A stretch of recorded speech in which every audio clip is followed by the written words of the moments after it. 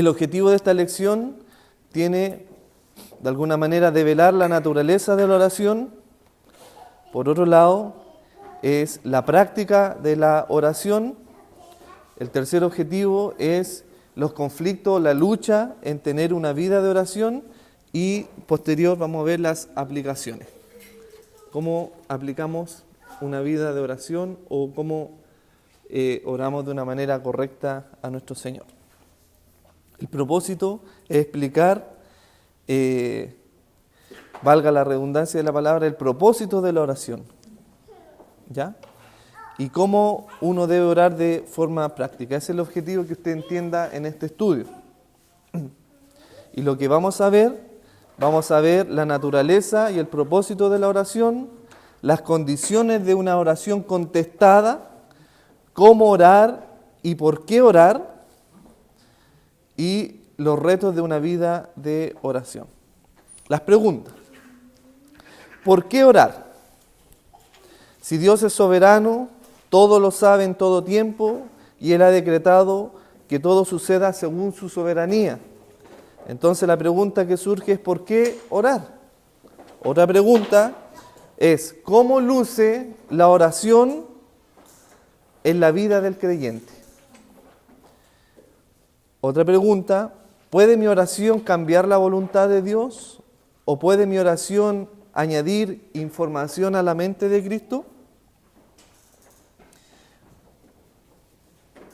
Bien, y vimos en el estudio pasado este conflicto de que si efectivamente nuestra oración podía doblegar la voluntad de Dios, ¿cierto? Y de alguna manera surgieron algunos párrafos de la Escritura que daban cuenta de esa posibilidad. Por ejemplo, vamos a su Biblia, a Isaías 38, 1, 5, que fue uno de los párrafos que vimos. Isaías capítulo 38, versículo 1 al 5, que dice: en aquellos días Ezequías enfermó de muerte, ¿cierto? Sabemos esa historia. Isaías 38, 1 al 5.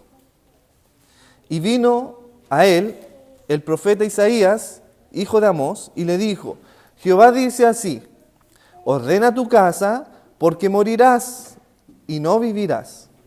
Entonces volvió Ezequías su rostro a la pared e hizo oración a Jehová. Y dijo: oh Jehová, te ruego que te acuerdes ahora que he andado delante de ti en verdad y con íntegro corazón, y que he hecho lo que ha sido agradable delante de tus ojos.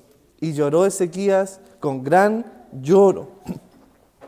Entonces vino palabra de Jehová a Isaías, diciendo: ve y di a Ezequías, Jehová Dios de David, tu padre, dice así: he oído tu oración y he visto tus lágrimas. He aquí que yo añado a tus días 15 años.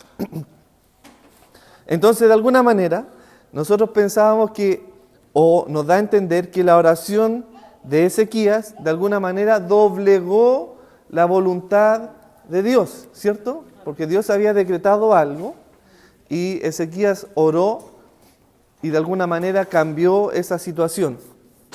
Y se le añadieron 15 años más a su vida. Entonces viene inmediatamente una pregunta en este relato, es: ¿puede Dios arrepentirse? Si Él decretó algo, ¿puede Dios arrepentirse de lo que Él decretó? Quizá uno al leer este párrafo diría: sí, Dios se puede arrepentir, ¿cierto? Al leer podemos entender a la luz de esta palabra: sí, Dios se puede arrepentir. Pero lo que tenemos que entender es que estos relatos son narrativas históricas, ¿ya? El Antiguo Testamento es una narrativa histórica que de alguna manera revela el carácter de Dios a personas comunes y corrientes. Por ejemplo, en los Salmos cuando dice: vamos a refugiarnos bajo sus alas.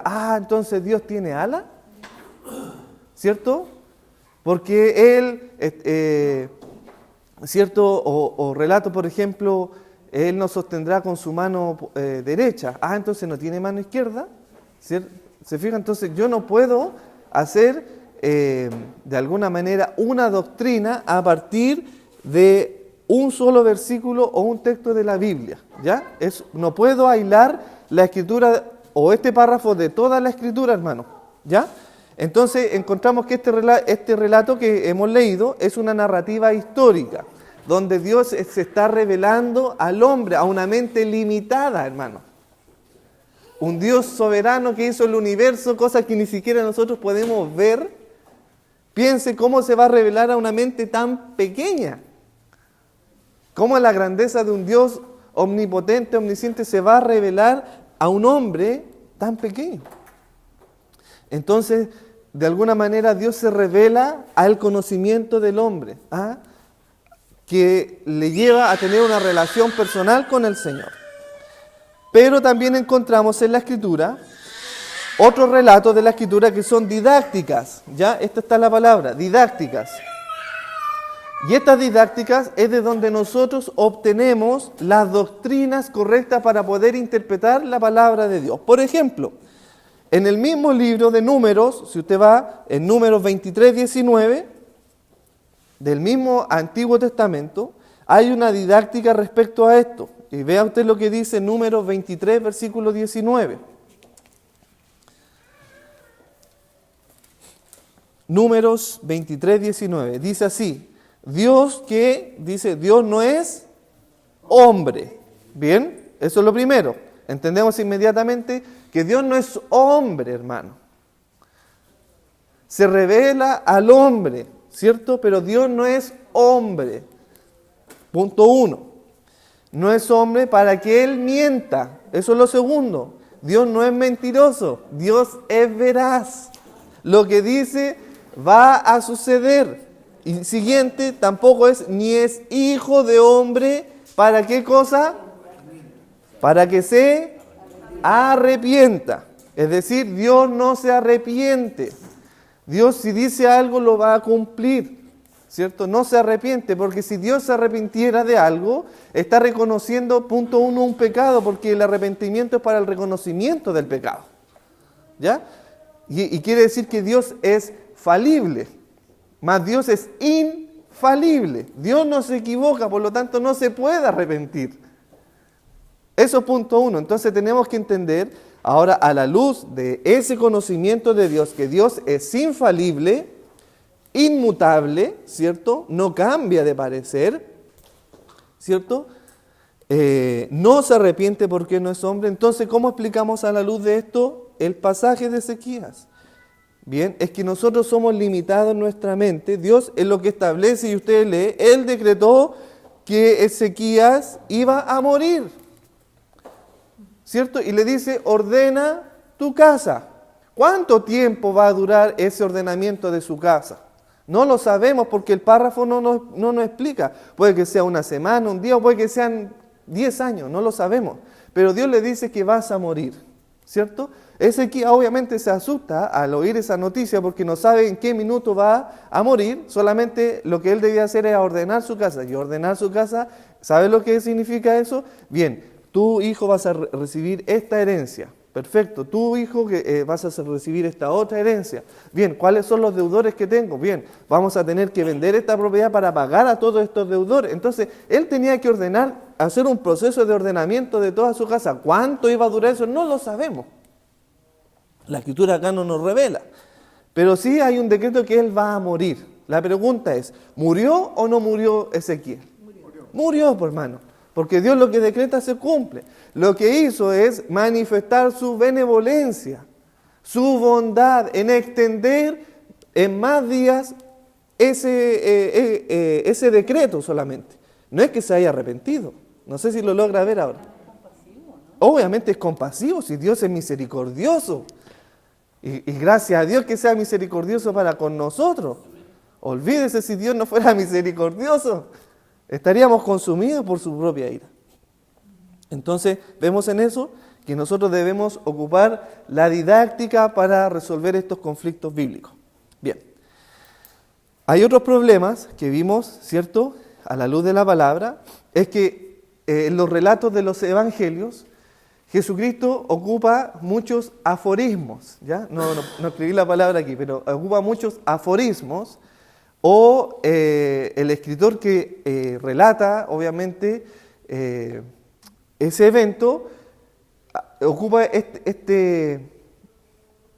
esta forma escrita que es la taquigrafía. No sé si alguien ha escuchado eso, la taquigrafía, ¿cierto? Los que escriben harto, o de repente los jóvenes ahora ocupan mucho este tema de la taquigrafía. Por ejemplo, o cuando de repente uno habla con su esposa, o yo hablo con mi esposa por WhatsApp, ¿cierto? Para comunicarnos, ¿cómo estáis? Bien. Y ella me dice,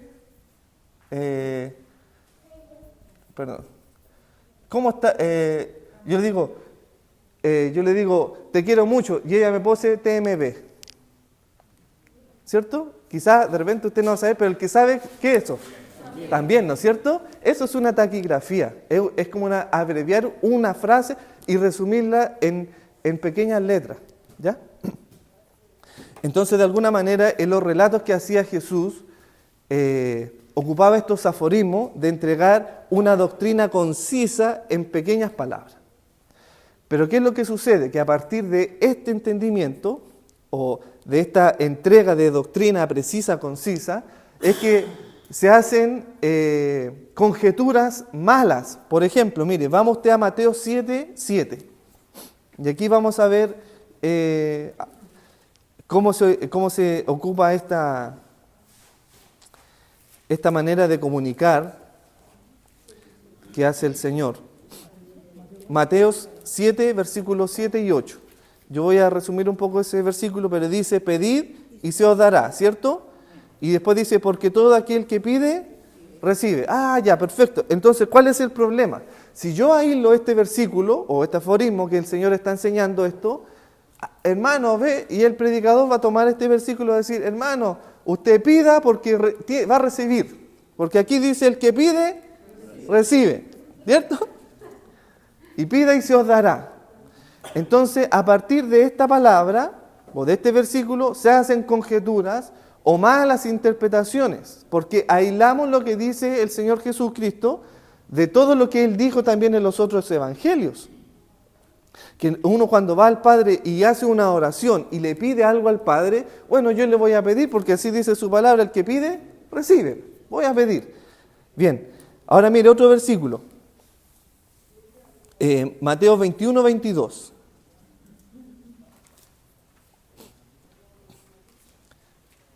Y todo lo que pidiereis en oración, creyendo, lo recibiréis. Ah, estamos listos. Voy a pedir en oración, creyendo, y lo vamos a recibir. ¿Cierto? Bueno, entonces el predicador dice eso.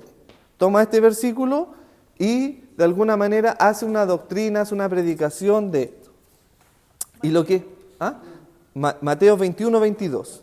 Entonces lo que tenemos que entender es que estos aforismos comunican un pensamiento de forma precisa. Eso es lo que está haciendo esta lectura, comunicar un pensamiento de forma precisa. Pero yo no puedo hacer de esto una doctrina si es que yo lo separo de toda la Escritura, ¿ya? Porque aquí vamos a ver lo que sucede. Por ejemplo, si 2 o 3 se pusieren de acuerdo, ¿cierto? Y pidieren algo al Padre en mi nombre, yo lo haré, dice el Señor. Bien. Usted y ya, nosotros tres pongámonos de acuerdo. Mire, roguemos al Señor que el Señor quite el cáncer de la tierra. ¿Ya? Es bueno, pongámonos en eso de acuerdo. ¿Usted cree que es bueno eso, no? Sí, ya, estamos de acuerdo, sí, oremos, sí. Y el cáncer sigue en la tierra. ¿Cierto? Las enfermedades siguen en la tierra. No podemos separar la palabra de Dios de todo su contexto, porque Apocalipsis dice que antes que venga la venida del Señor, habrán peste, hambre, guerra, enfermedades, destrucción. Entonces, ¿cómo yo, en este común acuerdo, voy a anular lo que Dios decretó que va a suceder en el futuro, hermano? ¿Lo logran ver? Bien, entonces, en esto entendemos que las promesas que están escritas en la Biblia, concernientes a la oración, como los versículos que hemos leído, obviamente van ligadas a condiciones, hermano. Por favor, condiciones. Esa palabra, grábesela en su mente. Bueno, ¿y cuáles son las condiciones del trato? ¿No es cierto? ¿Cuáles son las condiciones? Porque esto es como llegar y pedir. O había un comercial de una casa comercial, llegar y llevar, ¿no es cierto? Llegar y llevar, ¿no es cierto? Pero esto no es así, es a la luz de la palabra del Señor. Entonces yo no puedo separar estos aforismos de lo que dice toda la Escritura, porque hay condiciones. Y vamos a ver algunas condiciones. San Juan 14:13. ¿Bien? Vamos a San Juan capítulo 14, versículo 13. Dice así: todo lo que pidan al Padre en mi nombre, lo haré, dice. Me encanta. Y hasta ahí llega el predicador, hermano. Es que es hermoso, ve, y conmueve a la masa, ve, hermano, así que usted pida con fe y va a recibir, porque ahí dice, todo lo que pida al Padre en mi nombre, en el nombre de Cristo, Él lo hará, lo haré, dice. Para que el Padre, ahí está, sea glorificado en el Hijo. Lo que yo voy a pedir en oración por medio de Cristo al Padre, ¿glorifica al Padre? Sí, es que yo quiero un auto. ¿Acaso eso no trae vanidad a mi vida y nada de gloria al Padre? ¿Se fija que hay una cláusula ahí de que todo lo que yo voy a pedir es también para glorificar al Padre? No es para mi propio beneficio, es para reconocer de que Dios es soberano, poderoso, ¿cierto? Es santo, que no se me olvide esa palabra, Él es santo, por lo tanto yo lo que voy a pedir va a glorificar al Padre. ¿Esto que estamos pidiendo glorifica al Padre? Eso es punto 1. Número 2, San Juan 15:7. Dice, si permanecéis en mí y mis palabras permanecen en ustedes, en vosotros, pidan todo lo que quieran y se les concederá. ¿Ven? Aquí el predicador dice, miren, pidan todo lo que quieran porque se les va a conceder, pero hay una cláusula antes, pues, hermano. Dice, ¿cuáles son las dos cláusulas? Permanecer en Cristo y las palabras que permanezcan en Él también. Ahí están las dos cláusulas. Entonces, si yo estoy en Cristo, permanezco en Cristo, más encima, si la palabra de Dios permanece en mí, pide todo lo que quieras porque va a ser concedido. Bien, entonces, si yo estoy en Cristo y está la palabra de Él en mí, yo cuando voy a oración, como ya estoy en Cristo y tengo su palabra, no voy a pedir tonteras, por hermano. Porque tengo su palabra y la palabra dice, no estéis afanosos por lo que vas a comer, por lo que vas a vestir. Tengo la palabra, ¿cierto? No te preocupéis por el mañana, porque mira las aves, Dios no tienen ni granero y Dios cuida cada una de ellas. ¿No valéis vosotros más? Sí, gracias, Señor. Entonces, ¿qué voy a pedir? Si ya todo está cubierto. ¿Se fija? ¿Por qué no pedimos, Señor, dame humildad? Señor, pon en mí un corazón manso. Señor, llena mi corazón de amor por tu palabra. ¿Por qué no pedimos esas cosas que glorifican al Padre? Y nos enfocamos, ¿cierto?, en nuestra vista terrenal, en las cosas terrenales que van a quedar aquí. Señor, dame sabiduría, porque dice el que pide sabiduría, Dios la va a dar de manera abundante. Pero ¿por qué no pedimos esas cosas? Señor, enséñame el dominio propio. Señor, ayúdame a entender lo que es la santidad. Quiero apartarme del mundo, de la mala manera de hablar, de comportarme, Señor. ¿Por qué no pedimos esas cosas que glorifican al Padre? ¿Se fija? Porque Santiago dice, pedís y no recibís, porque pedís mal, porque pedís para vuestro deleite. Entonces, se fija, ya tengo esa palabra, entonces yo no voy a pedir para mi deleite, sino voy a pedir para ser como la imagen de Cristo. Quiero ser como Él. Ese es mi modelo. Y yo sé que estoy seguro de todo lo demás. De la enfermedad, de la riqueza, de la pobreza. Da lo mismo, hermano. Estamos bajo un Dios soberano. Tercera cláusula. Primera de Juan 3:22. Si recibiéremos de Él todo lo que pidamos, recibiremos de Él todo lo que le pidamos. Primera de Juan 3:22. ¿Por qué razón? Porque obedecemos sus mandamientos y hacemos las cosas que le son agradables. Ahí están las dos cláusulas.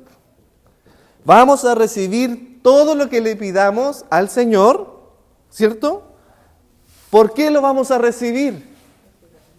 porque obedecemos sus mandamientos y hacemos todas las cosas que a Él le agradan. Ahora la pregunta es que nos viene inmediatamente, ¿usted obedece los mandamientos del Señor? ¿Está haciendo las cosas que le agradan a Él para poder recibir todo lo que pida? No, pues hermano, obvio que no, pues. Porque no obedecemos la palabra del Señor y menos hacemos las cosas que a Él le agradan. Hacemos sino todo lo contrario. En lo íntimo hacemos todo lo contrario. Entonces, ¿cómo esperamos nosotros de recibir lo que queramos si hay estas dos cláusulas? ¿Se fija? Entonces, lo que demanda aquí es que nosotros debemos vivir en obediencia a su palabra y debemos hacer, actuar, comportarnos, andar, como dice Efesios, de una manera que a Él le agrade.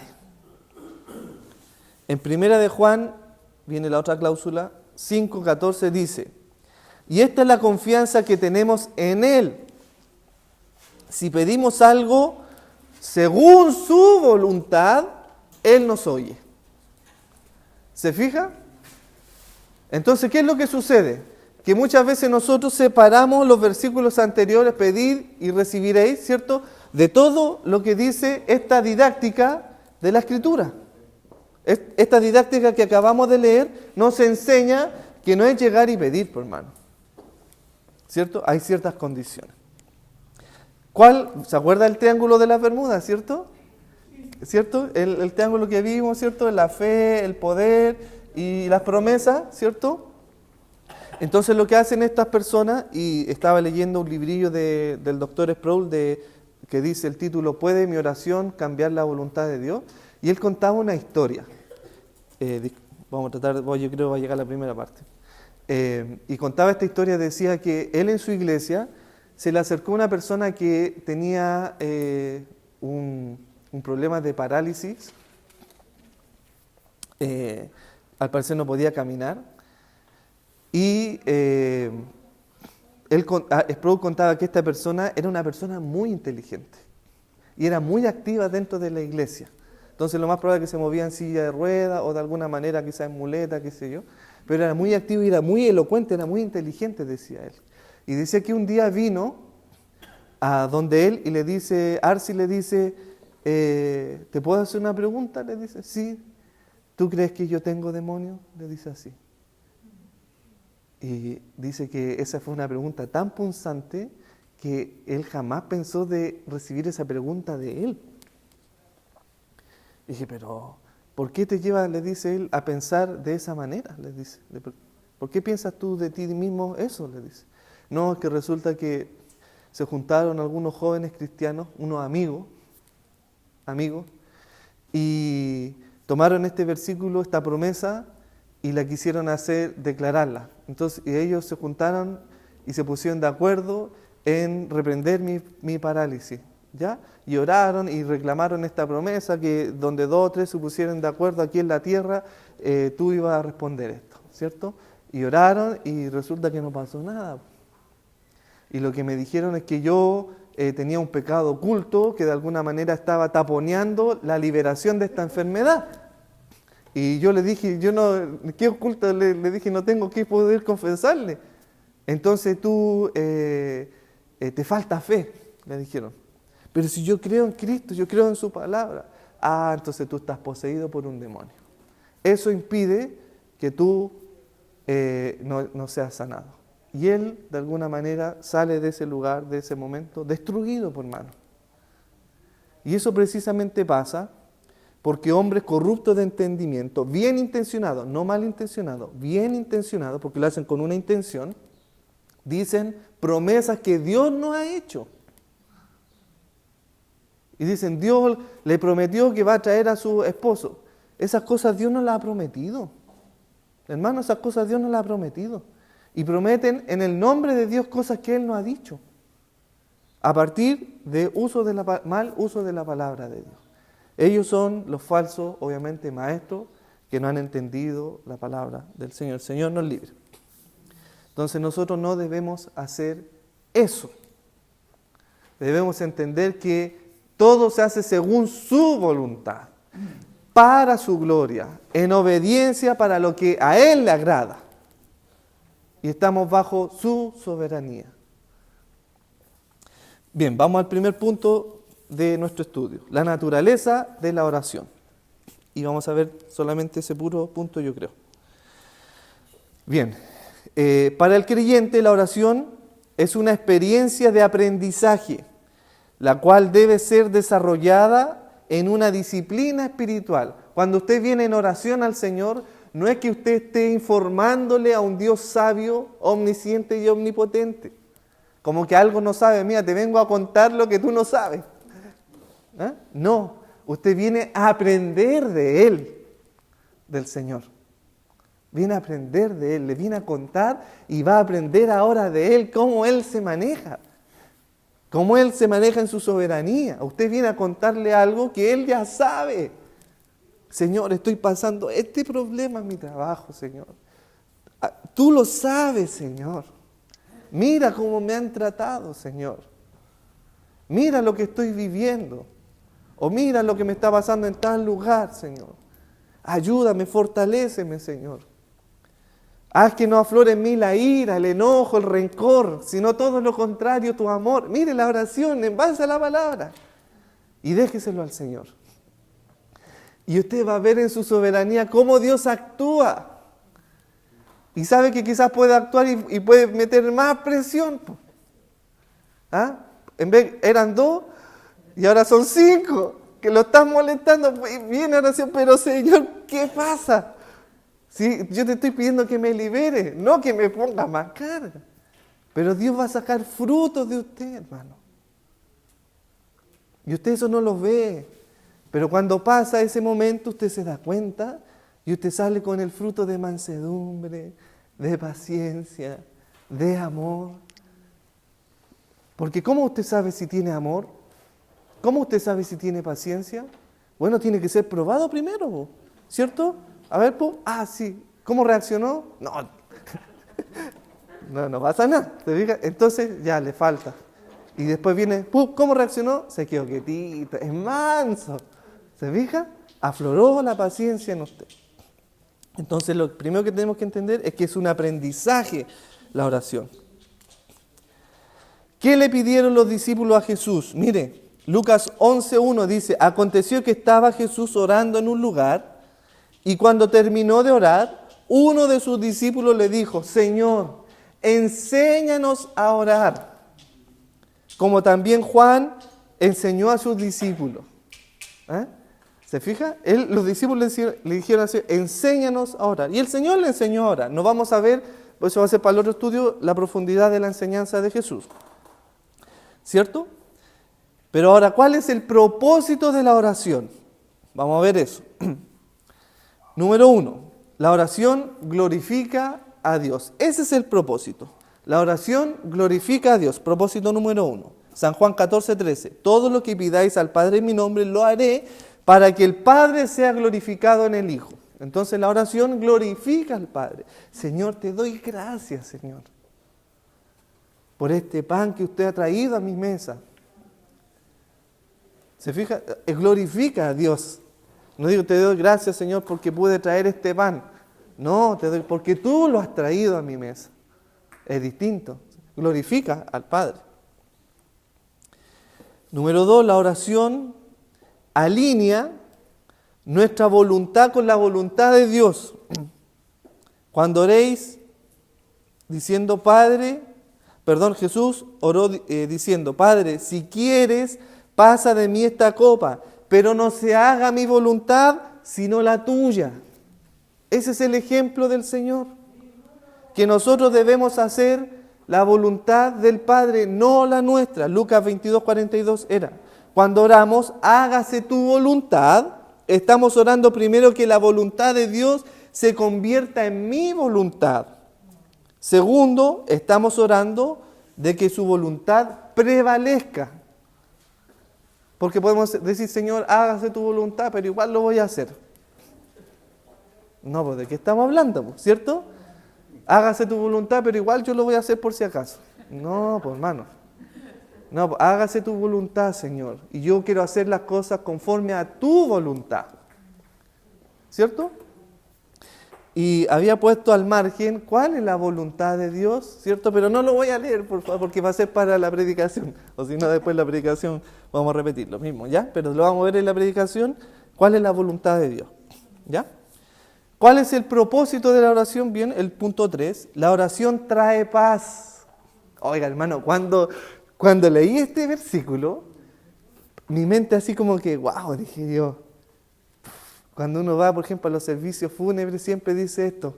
El Señor dice, mi paz os dejo, mi paz os doy, ¿cierto? No como el mundo la da, yo la doy. Así que usted esté tranquilo, el Señor le va a poner paz en su corazón. Pero aquí la pregunta es, ¿cómo va a traer Dios la paz a mi corazón? Porque es fácil decirlo, el Señor le va a dar paz. Bueno, pero ¿cómo viene esa paz, po? ¿Cierto? Y aquí vamos a ver, mire, Filipenses 4, 6 y 7. Filipenses capítulo 4, versículos 6 y 7. Porque es fácil decir, sí, Dios te va a traer paz. Pero mire, la oración trae paz.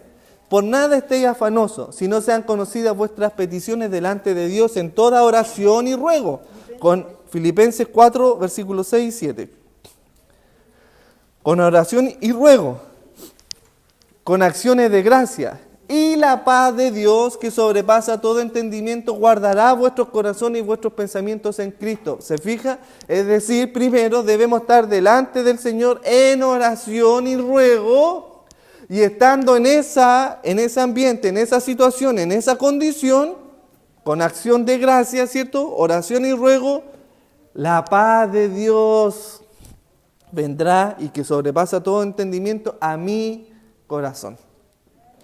Por lo tanto, la manera de que viene la paz al cristiano que está pasando en un momento de dificultad es a través de la oración.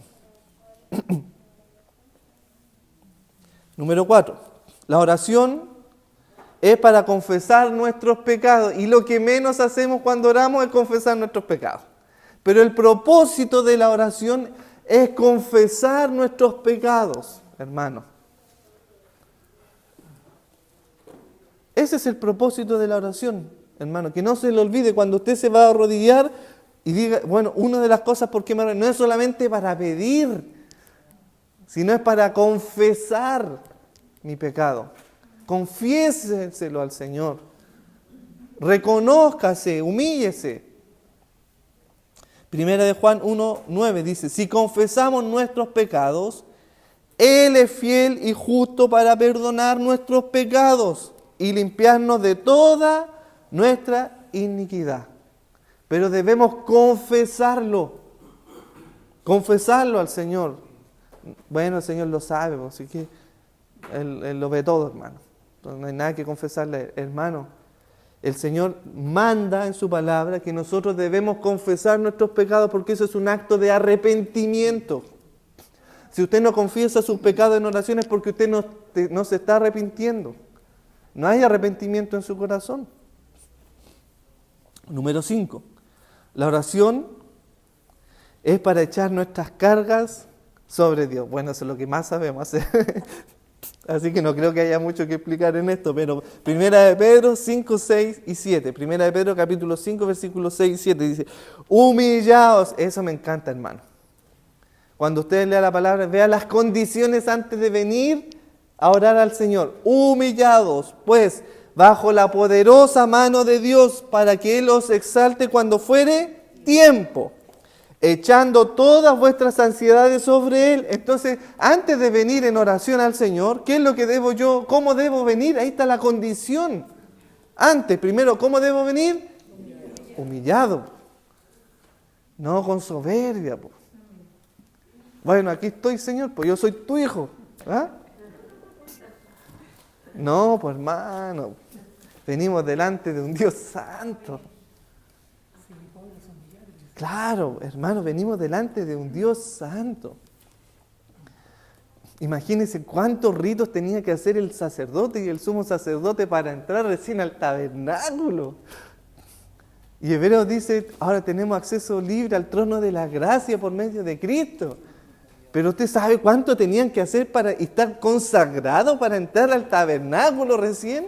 Porque si no hubiesen confesado sus pecados, mueren ante la santidad de Dios. Y usted viene así, bueno, aquí te la traigo, Peter.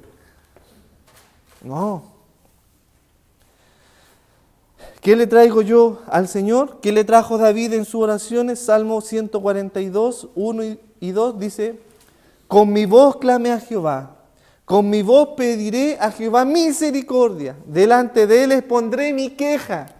Hermano, delante de él manifestaré mi angustia. Lleve sus quejas, lleve su angustia al Señor. Por favor, los varones, lleven sus quejas, su angustia al Señor. No se lo lleve a su esposa. Oh, mi hijita, mire lo que... No lleve esa carga sobre ella. Eso es fatal, hermano. Usted esas cosas no las cuente, hermano. Usted es un varón de Dios. Sus quejas, sus angustias, manifieste al Señor.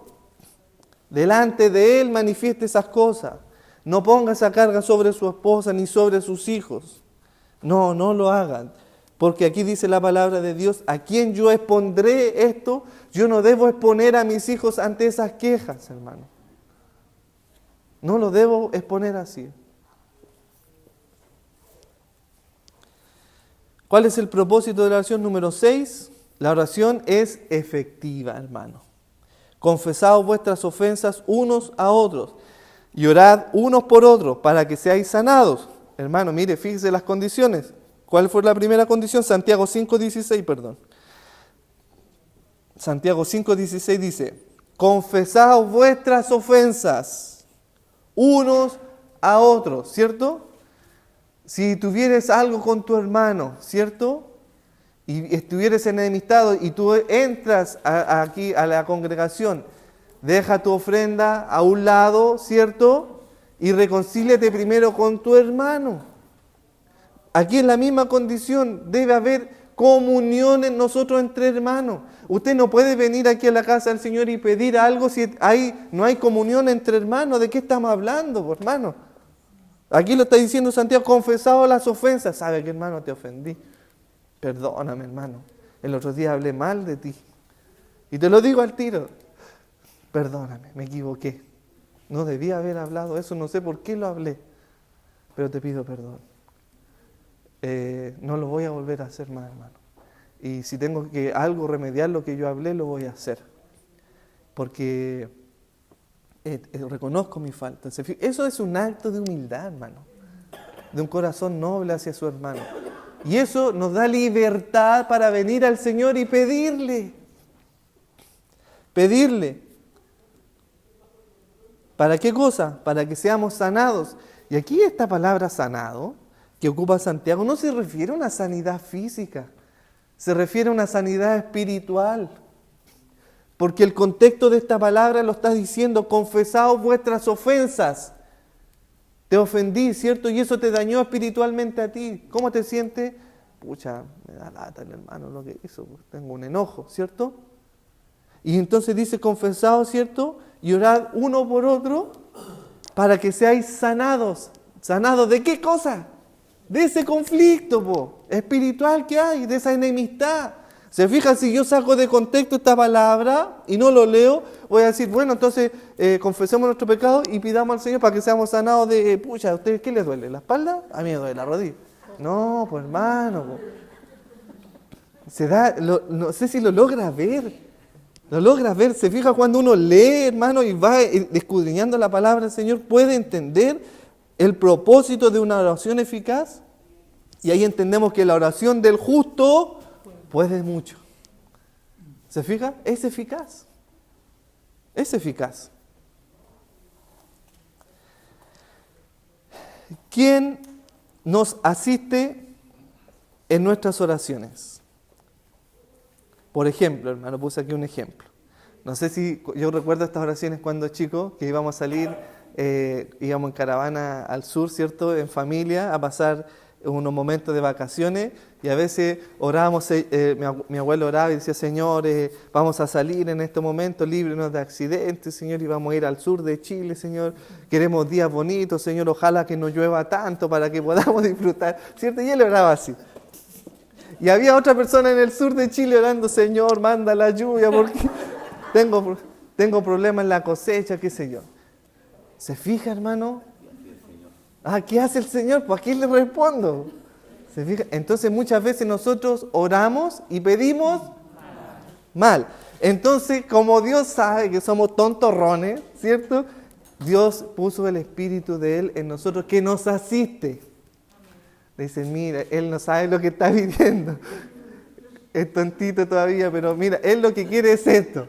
Y ahí está el Espíritu Santo que nos asiste. Mire, Romanos 8:26. Es hermosa la palabra, hermano. Y de igual manera, el Espíritu nos ayuda en nuestra debilidad. Pues que hemos de pedir como conviene, hermano. Lo que nos conviene, el Espíritu nos ayuda a pedir lo que nos conviene. No lo sabemos, obviamente lo que nos conviene, pero el Espíritu mismo intercede por nosotros con gemidos indecibles. Porque lo que conviene nosotros no lo sabemos, pero el Espíritu que mora en nosotros intercede ante el Padre pidiendo con gemidos indecibles. ¡Ay, qué hermoso, hermano! Hermoso. ¿Por qué? Uno, porque somos débiles, así lo dice esta misma palabra. En nuestra debilidad, ¿cierto? El Espíritu nos ayuda, uno, somos débiles. Y lo segundo, no sabemos pedir como conviene. Obvio, por cierto, porque pedimos para nuestros deleites, ¿cierto? Pedimos de una mala manera, Señor, quiero este trabajo, ¿cierto? Y el Espíritu dice, no, ese trabajo no, Señor, porque le va a quitar tiempo para estar junto con los hermanos, ¿se fija? Entonces el Espíritu intercede por nosotros. Exactamente, cosas temporales. Bien, vamos a la oración.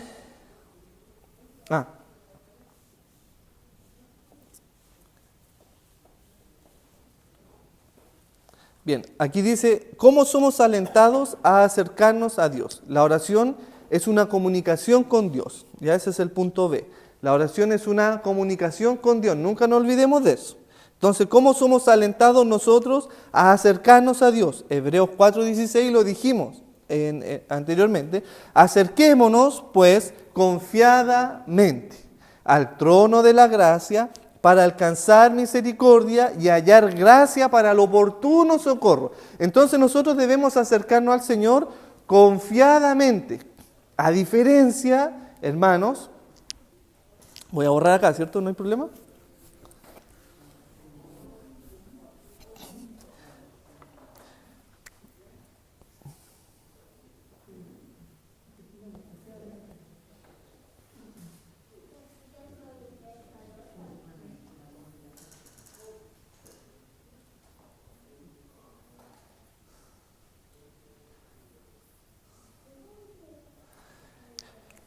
No es una cancha de fútbol por si acaso. Pero mire, antiguamente el rey David dice entrar por vuestros atrios con acción de gracia, ¿cierto? Con alabanza, ¿cierto? No sé si es de David, el Salmo 100, pero no sé si es de David. ¿Por qué? Nosotros sabemos que en el Antiguo Testamento, aquí estamos en el Antiguo Testamento, ¿cierto? Y en el Nuevo Testamento. Vamos a hacer una división.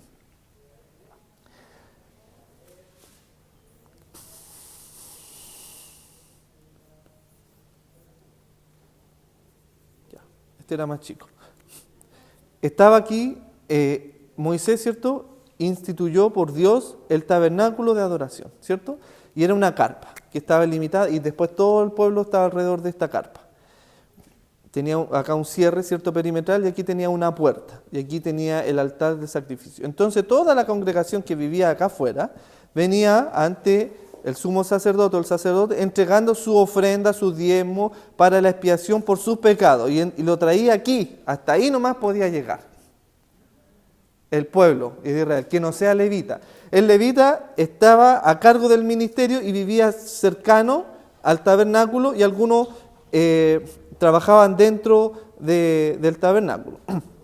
Y ellos que estaban aquí podían entrar, ¿cierto? Y estar aquí haciendo el oficio dentro del tabernáculo. Y el sumo sacerdote es el que podía entrar solamente al lugar santísimo, ¿cierto? Eso ya nosotros lo sabemos. Después de esto se eliminó, ¿cierto? Y aquí aparece Salomón y hace el templo de Salomón, ¿cierto? Y donde el arca que estaba aquí es trasladada ahora dentro del templo que construyó Salomón. Pero vuelve y sigue esta misma estructura. Solamente podían ejercer el oficio los sacerdotes levitas. Pero aquí ya se había declarado el nuevo pacto a Salomón de que en David iba a ser cierto, y había un cambio en el sacerdocio a partir del linaje de David, que es de la tribu de Judá, ¿cierto? Todo este proceso de acercarse al tabernáculo obviamente demandaba santidad. Ofrecer sacrificio por el pueblo, por mis pecados, ¿cierto?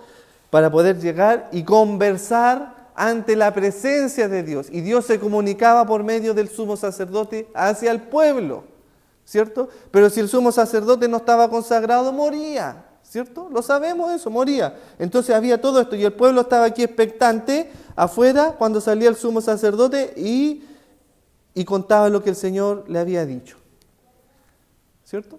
Pero ahora nosotros tenemos un acceso libre que estamos aquí y pasamos directamente al trono de su gracia. Confiadamente, ¿por qué dice confiadamente? Porque ellos no se acercaban confiadamente. ¿Usted cree que el sacerdote o el sumo sacerdote iba muy confiado para entrar al tabernáculo? Iba lleno de miedo, porque sabía que podía morir si es que no había confesado o no estaba consagrado. Pero aquí el escritor de Hebreos nos dice que nos debemos acercar, pues, confiadamente al trono de la gracia. Para hallar por misericordia, lo primero, para alcanzar misericordia y oportuno socorro. ¿Por qué? Porque tenemos un gran sumo sacerdote que hizo un sacrificio una vez y para siempre y nos dio el acceso ante el Padre por medio de él. Y por eso Hebreos dice que ahora nos acercamos confiadamente ante el trono de la gracia, pidiendo misericordia, no llevando ofrenda, hermano, como ellos que tenían que traer su ofrenda para su pecado. No, porque Dios hizo una ofrenda una vez y para siempre. Entonces tenemos este privilegio de acceso. Sin embargo, debemos tener una advertencia en este privilegio. Una advertencia. ¿Cuál es la advertencia? Eclesiastés 5:2. No te des prisa con tu boca. Hermano, aquí está. Ojalá que lo entendamos. Venimos a la oración. Mira, Señor, voy saliendo ahora aquí con mi hijo y vamos para allá a hacer un... No te des prisa con tu boca, dice Eclesiastés. Ni tu corazón se apresure a proferir palabra delante de Dios. Señor, así que voy apurado porque mire, voy atrasado. No te des prisa, hermano. O en pedir cosas, no te des prisa delante del Señor con palabra en tu corazón. Porque Dios está en el cielo y tú estás en la tierra. Tú eres pecador. Dios es santo, a eso se está refiriendo. Dios está en el cielo y Él es santo. Tú eres pecador. Tú estás en las cosas cotidianas. Si no, por tanto, dice, sean pocas tus palabras. ¿Se fija? No es una oración extensa, pero es una oración consciente de lo que está diciendo. ¿Lo logran entender? Poca, Señor, estoy delante de ti. Primero reconozco, Señor, que tú eres santo y yo soy un pecador. Ten misericordia de mí, Señor. Acompáñame. Abre una puerta, Señor, para lo que pido, Señor. No lo merezco, Señor, no lo merezco. Estoy consciente que no merezco nada. Solamente apelo a tu misericordia. Acompáñame. Amén. Listo, hermano. Nada más. No diga, es que este me dijo, y mira, Señor. No, hermano. No. Pocas sus palabras delante del Señor. Y finalmente, Jesús no solamente les enseñó a sus discípulos a cómo debían orar, sino más bien los instruyó en la necesidad de orar. ¿Lo logra ver la diferencia? Una cosa es que a ella le enseñen a orar y otra cosa es que le enseñen la necesidad de permanecer en una vida de oración. Lucas 18:1 dice, también le refirió Jesús una parábola sobre la necesidad de orar siempre y no desmayar. Lucas 18:1. ¿Se fija? Por lo tanto, la voluntad de Dios es que todo cristiano, todo creyente, como dice 1 Tesalonicenses 5:17, ore sin cesar. Ore sin cesar. La oración, Spurgeon dice, es como el inhalar. Y el exhalar es leer su palabra. Entonces usted inhala, respira y exhala. Inhala la oración o inhala la palabra y exhala la oración. Inhala la palabra y exhala la oración. Usted no puede solamente inhalar la palabra y vivir así. No, tiene que exhalar también la oración. Esa es la enseñanza para el día de hoy. Para el Señor siempre honra y gloria.